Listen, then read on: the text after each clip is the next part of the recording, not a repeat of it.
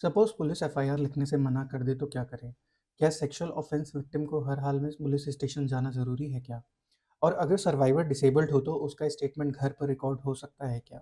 ये थ्योरेटिकल सवाल नहीं है, ये रियल लाइफ लीगल राइट्स हैं भारतीय न्याय सुरक्षा संहिता के अंदर। और आज हम ब्रेक डाउन करने वाले हैं section 173 information in cognizable cases को। और ऑनेस्टली क्रिमिनल जस्टिस सिस्टम यहीं से स्टार्ट होता है। सेक्शन 173 डिसाइड करता है एफआईआर रिकॉर्ड कैसे होगी, कौन करेगा, कौन से सेफगार्ड मिलेंगे, प्रिलिमिनरी इंक्वायरी कब होगी, और अगर पुलिस रिफ्यूज़ करे तो उसका रेमेडी क्या है। सबसे पहला प्रिंसिपल, अगर इंफॉर्मेशन कॉग्निजेबल ऑफेंस डिस्क्लोज करती है तो पुलिस शैल रिकॉर्ड एफआईआर। शैल का मतलब होता है कि मैंडेटरी है, वो उनको एफआईआर रिकॉर्ड करना ही होगा। ये प्रिंसिपल सुप्रीम कोर्ट ने ललिता कुमारी जजमेंट में कंफर्म किया था। कोर्ट ने क्लियर बोला था कि कॉग्निजेबल ऑफेंस हो तो एफआईआर रजिस्ट्रेशन कंपलसरी है। बीएनएसएस ने भी इस प्रिंसिपल को कंटिन्यू रखा है।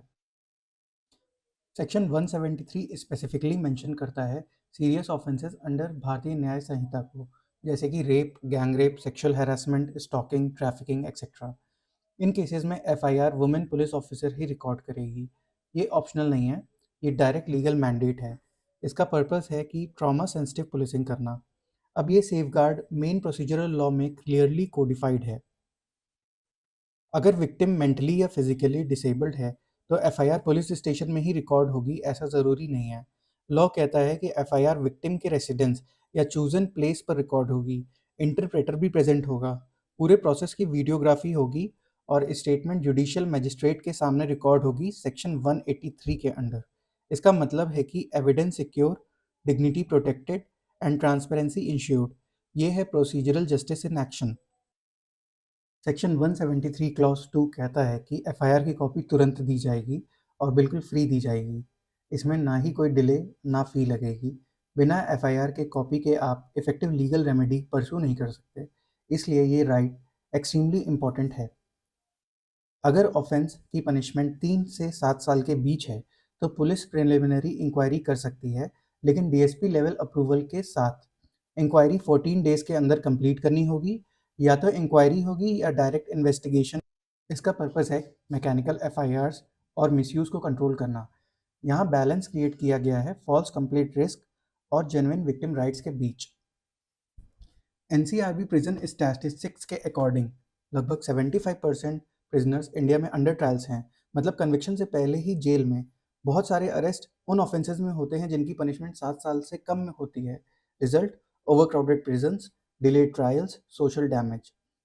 सेक्शन 173 सिस्टम को शिफ्ट करने की कोशिश करता है। ये ले जाता है अरेस्ट फर्स्ट इन्वेस्टिगेशन लेटर से वेरीफाई फर्स्ट प्रोसीड केयरफुली की तरफ। अगर एसएचओ एफआईआर रजिस्टर करने से मना करता है तो आप रिटन कंप्लेंट एसपी, जो कि सुप्रिटेंडेंट ऑफ पुलिस, को भेज सकते हैं। अगर एसपी सेटिस्फाइड हैं कि कॉग्निजेबल ऑफेंस एग्जिस्ट करता है तो वो खुद इन्वेस्टिगेट करेगा या इन्वेस्टिगेशन किसी को डायरेक्ट करेगा। यहाँ पे सिटीजन हेल्पलेस नहीं है। अब ओल्ड सीआरपीसी सेक्शन 154 में एफआईआर मैंडेटरी थी, लेकिन स्ट्रक्चर्ड सेफगार्ड लिमिटेड थे। बीएनएसएस सेक्शन 173 में फ्रेमवर्क ज़्यादा डिटेल्ड, डॉक्यूमेंटेड और राइट्स फोकस्ड है।